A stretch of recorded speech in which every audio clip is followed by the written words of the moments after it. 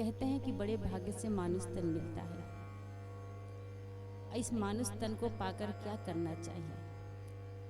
सदगुरु कबीर साहब ने बीजक में कहा है कि जिन जिन संभल ना कियो असपुर पाटन पाए, झाली परे दिन आथियो संभल कियो न जाए।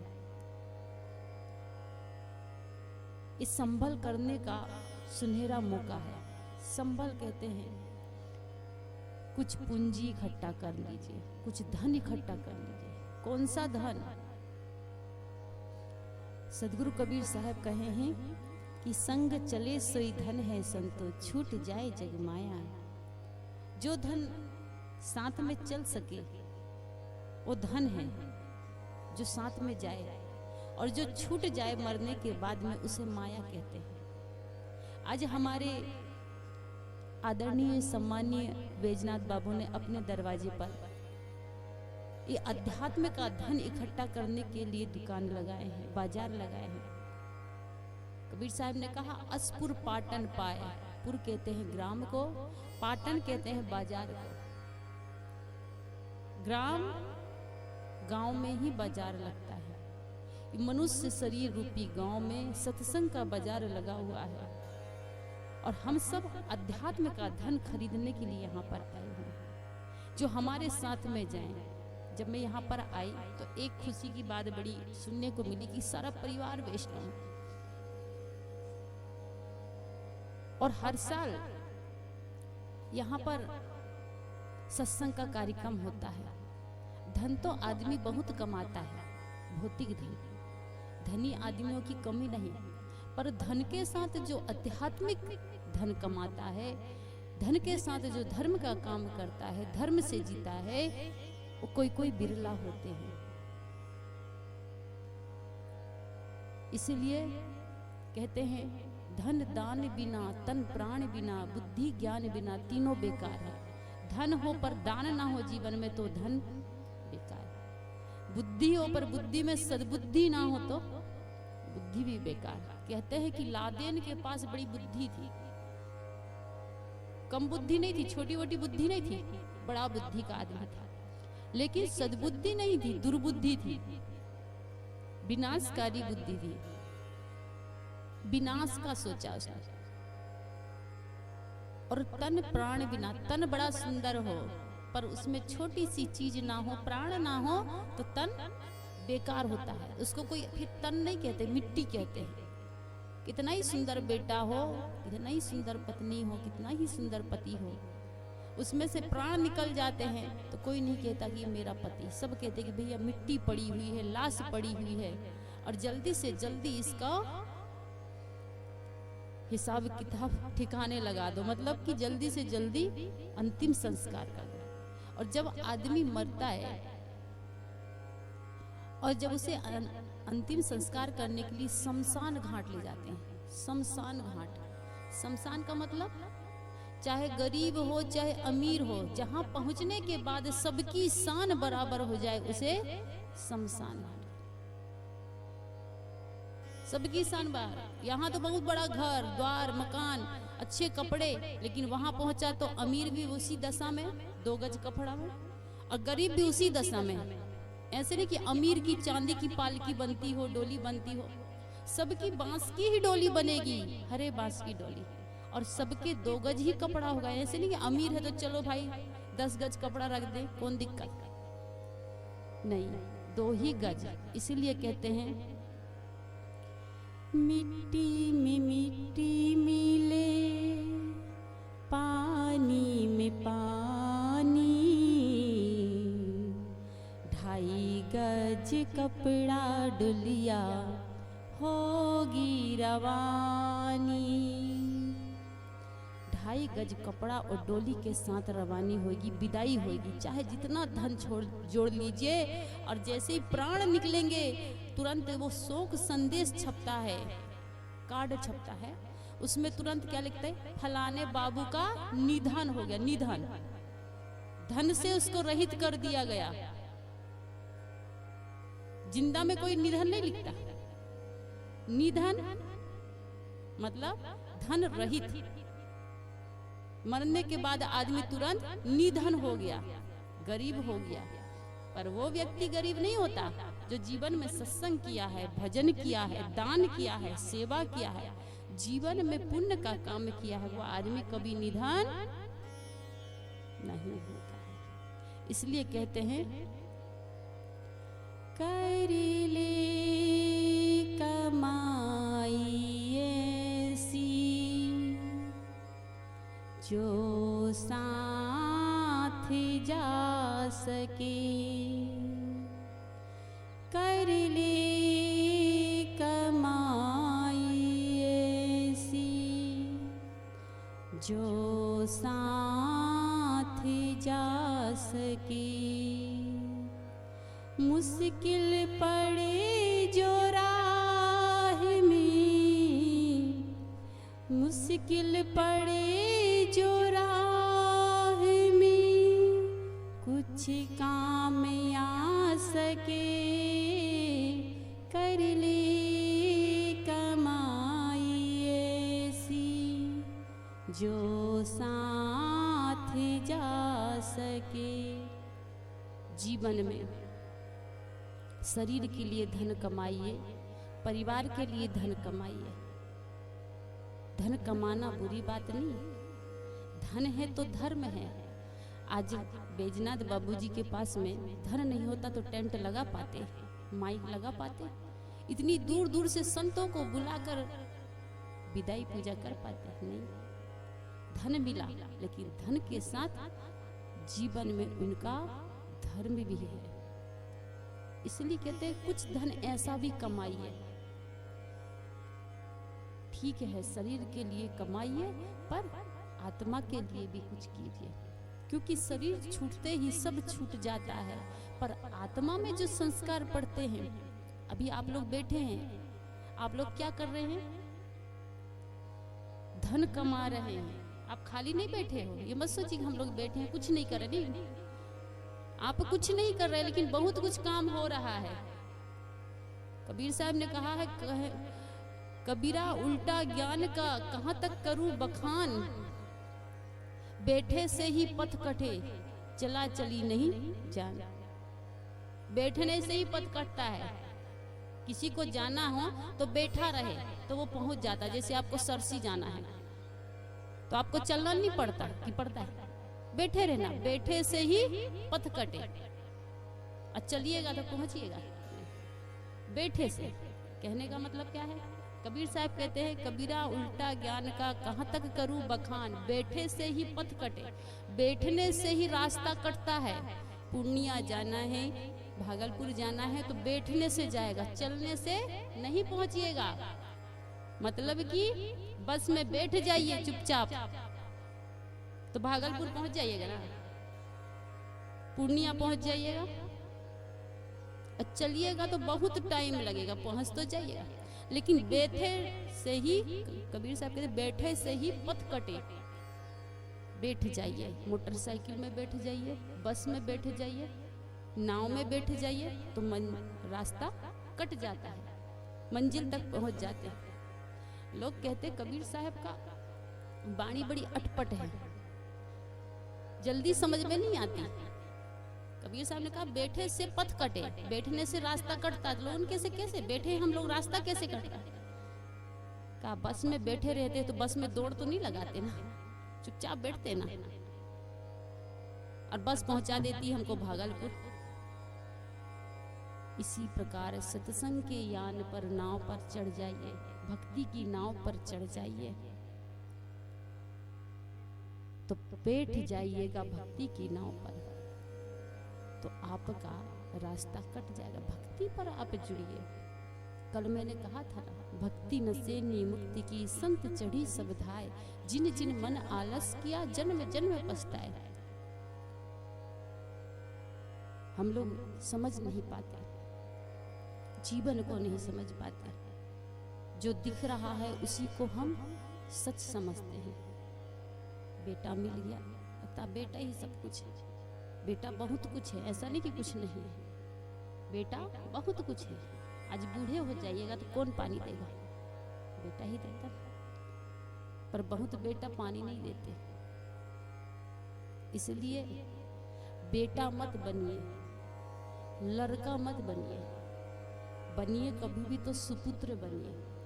बेटा का मतलब केवल बंटवारा के लिए माँ बाप के घर में पैदा होना, बेटा बनना, बंटवारा के लिए कि मेरा इतना हिस्सा है, आपका हिस्सा, हिस्सा के लिए बेटा मतलब बंटवारा के लिए। लड़का मतलब लड़ के माँ बाप से हिस्सा ले ले लड़का।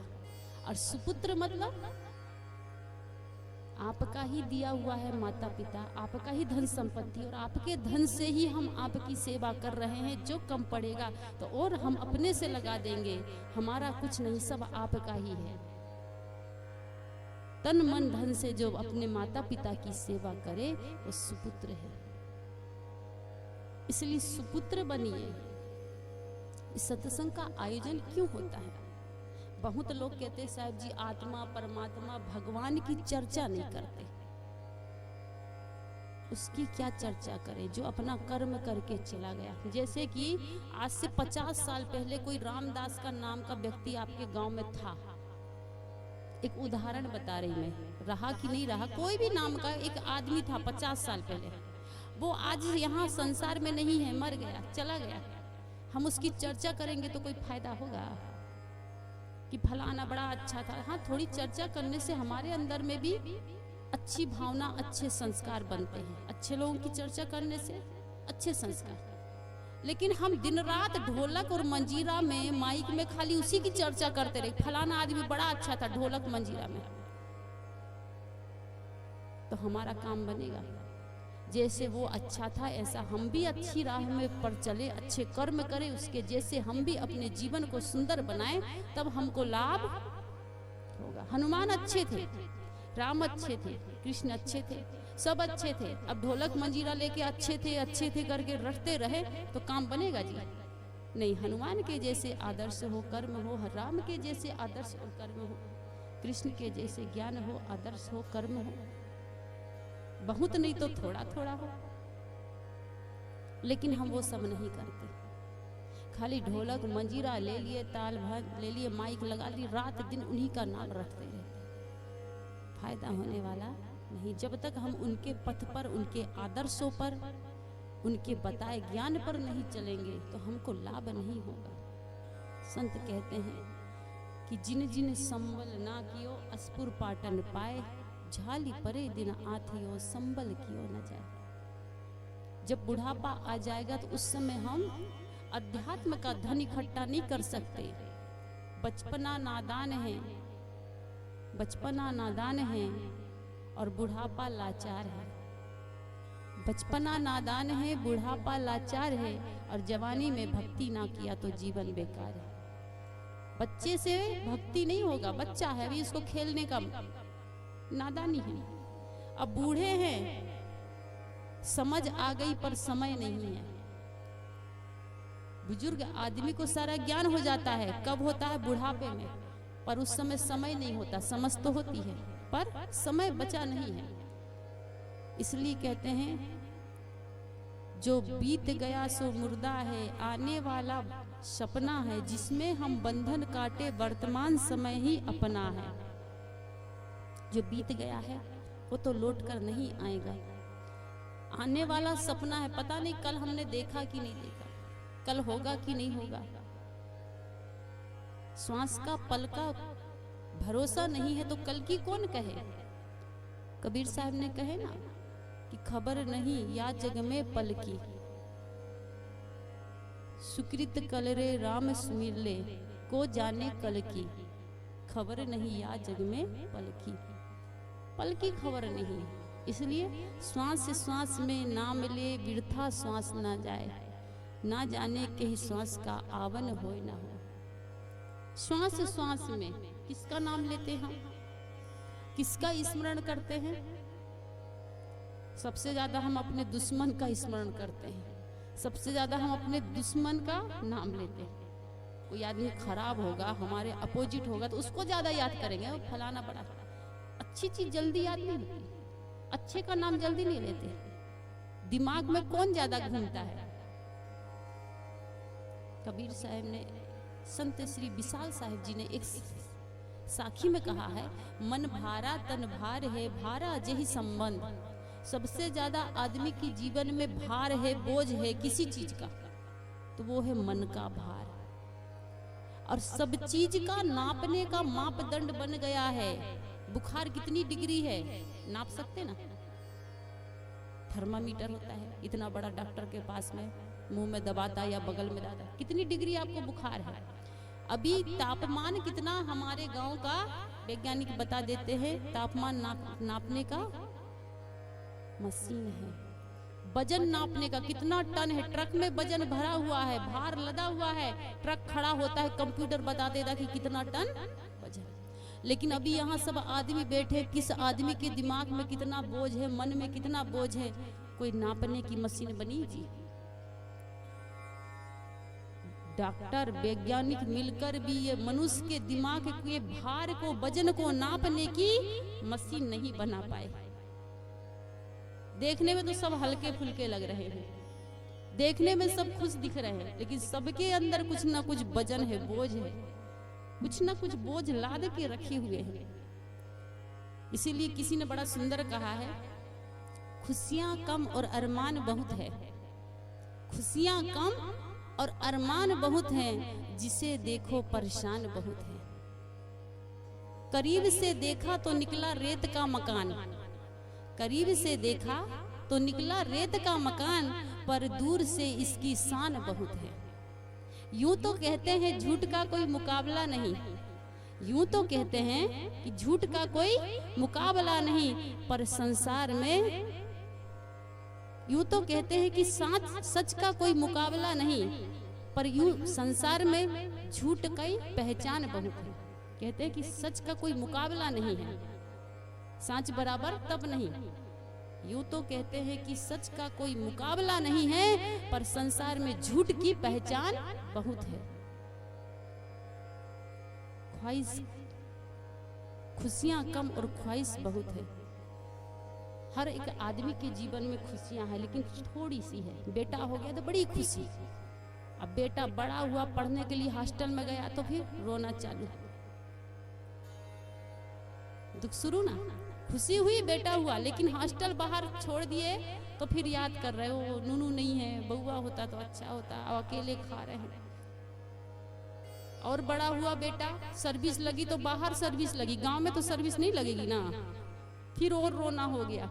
ओ साल में एक बार आएगा, और सर्विस लगने के बाद कहीं पुतहू आ गई तो फिर तो आपके हाथ से गया लड़का, फिर वो आपके हाथ में है जी। फिर वो हाथ किसको दे दिए आप? शादी के दिन ही दे देते ना, पुतहू के हाथ में अपने बेटा का हाथ दे देते ना, तो उसी दिन से आपका साथ छूट गया। इसीलिए कहते हैं खुशियां कम और अरमान बहुत है, जिसको देखो परेशान बहुत है। एक महात्मा जी ने प्रश्न किया, कहीं संसार में सबसे ज्यादा बोझ, सबसे ज्यादा भार कौन जीव ढोता है? किसी ने कहा सर साहब जी कि ऊंट सबसे ज्यादा बोझ वजन को ढोता है। किसी ने कहा हाथी सबसे ज्यादा वजन को ढोता है। किसी ने कहा घोड़ा दिन भर मिट्टी धोते रहते। किसी ने कहा गधा, किसी ने कहा बैल। कोई ना कोई जीव है, बैलगाड़ी में जो वजन नहीं ले जाते। महात्मा ने कहा संतुष्टि नहीं हुई, ये लोग तो कम ही वजन ढोते हैं। तो सबने प्रश्न कहा बाबा आप ही बता दीजिए कि सबसे ज्यादा कौन सा प्राणी वजन को ढोता है? कहा ऊंट वजन ढोता है तो थोड़ी देर बाद में जहां पहुंचाना वहां पहुंचाकर हल्का हो जाता है।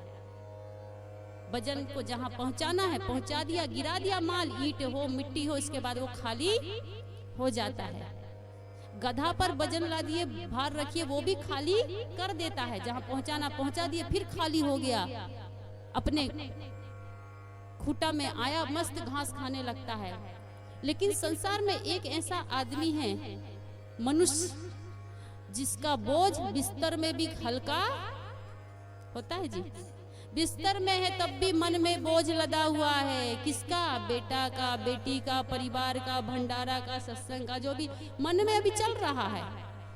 बोझ नहीं उतरता, सबका बोझ उतर जाता है, सबका वजन उतर जाता है, लेकिन मनुष्य के दिमाग का वजन कभी नहीं उतरता, वो दिमाग में लाते रहता है। इसलिए कहते हैं कि खुशियां कम और अरमान बहुत है, जिसे देखो परेशान बहुत है। एक बार महात्मा बुद्ध के 2 शिष्य भिक्षा मांगने के लिए दूसरे गांव गए। बुद्ध धर्म में होता है, जो बुद्ध संस्था है उसमें भोजन बना के नहीं खाते, भिक्षा मांग कर ही खाते हैं संत लोग। 4-5 घर से मांगने का नियम होता है। तो 2 शिष्य गए भिक्षा मांगने के लिए दूसरे गांव, तो नदी पार करके गए। और जब भिक्षा मांग कर आने लगे तो बारिश तेज होने से नदी में पानी बढ़ गया। पानी बहुत ज्यादा बढ़ गया तो लेकिन दोनों शिष्य तैरना जानते थे। कहा कोई बात नहीं, छलांग लगाते तैर कर पार हो जाएंगे। कहा ठीक है, भोजन को बढ़िया बांधे पन्नी में, पीठ में लादे, और जैसे ही तैरने के लिए नदी में कूदने के लिए हुए तो बगल में एक महिला बैठी बैठी रो रही थी। तो दोनों शिष्य ने देखा कि ओ ये तो महिला है, रो रही है किनारे में बैठी बैठी। कहा क्या बात है? क्या करें, नदी के उस पार हमारा घर है, छोटे छोटे बच्चे हैं, मजदूरी करने इस तरफ आए थे, और छोटे छोटे बच्चे हैं, बहुत ममता लग रही, बहुत याद आ रही है कि भूख प्यास से तड़प रहे होंगे, लेकिन नदी में इतना पानी कि हमको तैरते नहीं बनता, हम जाएंगे तो कैसे जाएंगे? तो एक महात्मा ने कहा ओ आप तो स्त्री हो, नारी हो, आपको तो हम छूना भी पाप है, छू भी नहीं सकते, हम लोग साधु संत हैं, वैरागी है, ज्ञानी, हम तो आपको छू नहीं सकते। कहा बाबा दया कर दो, छोटे छोटे बच्चा है, हमको थोड़ा सा पार करा दो। कहा ना हम तो नहीं छुएंगे, हमारे गुरुदेव ने कहा नारी से दूर रहिएगा, महिला को मत छुइएगा।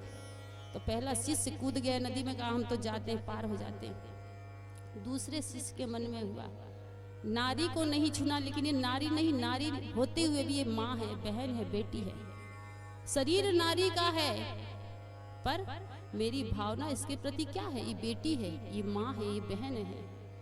बीमार हो जाते हैं तो डॉक्टर को बोलते हैं पेट में दर्द, तो डॉक्टर पेट छूता है ना, हम कहते हैं कि नहीं डॉक्टर पुरुष है, हम पेट नहीं छुआएंगे, पेट दबा के देखेगा कहाँ दर्द है बताइए। तब उस समय क्या सोचते हैं, डॉक्टर नहीं है, वो एक हमारा चिकित्सक है, इलाज कर रहा है, वो भगवान है, हमारे दुख को दूर कर रहा है। हम उस समय उसको पुरुष की दृष्टि से नहीं देखते। तो उसने दूसरा शिष्य ने सोचा कि कोई बात नहीं, नारी जरूर है, लेकिन ये मेरी माँ बहन बेटी के तुल्य है, और इसको दुख में सहयोग करना ये मेरा धर्म है। पीठ में लादा, कहा बहन मेरी पीठ को, कमर को पकड़ लीजिए और मैं तैरता हूँ, तुम मेरे पीठ में लदकर पार हो जाना। कहा हाँ बाबा बड़ी दया होगी, छोटे छोटे बच्चे हैं। शिष्य ने अपने पीठ पर उस महिला को लादा, पार कर दिया, छोड़ दिया, उतार दिया पीठ से। कहा बहन आप अपने घर चले जाइए, हम अपनी कुटी में जाते हैं। दोनों शिष्य जब कुटी में आए तो पहले शिष्य के मन में तो ईर्ष्या थी, जलन थी कि अच्छा समय है इसको नीचे गिराने, नीचे दिखाने का। अब गुरुजी से शिकायत बताता हूँ कि ये महिला को